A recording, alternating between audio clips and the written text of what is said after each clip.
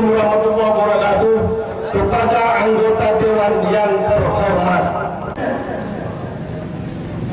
lama Medco berkantor operasional di Kampung Tanahano, Kecamatan Idirayu, menyaksikan orang lain mundar-mandir di kantor yang lewat penyampaian saya ini dari luar Aceh yang dipekerjakan pada PT Medco ataupun masyarakat Aceh Timur tidak bisa hanya untuk mengambil hanya utama untuk musabah sampai wario, tapi rakyat mandung.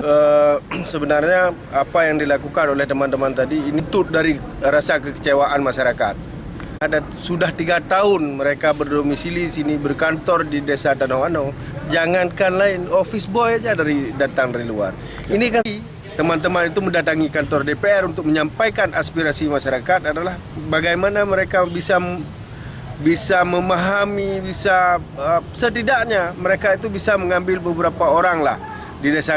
Kita juga tidak mungkinlah semua masyarakat ini bisa kerja, tetapi setidaknya 2 atau 3 orang kan harus ditampung di perusahaan PT Medco.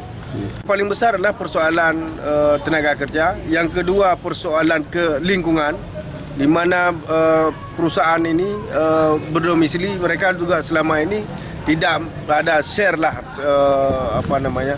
kompensasi. Sehingga ini kan Aceh pasca konflik. Bagaimana mereka misalnya mau rekrutmen tenaga kerja itu harus aturannya 4 sampai 8 tahun harus punya pengalaman pekerjaan dari migas. Ini kan sangat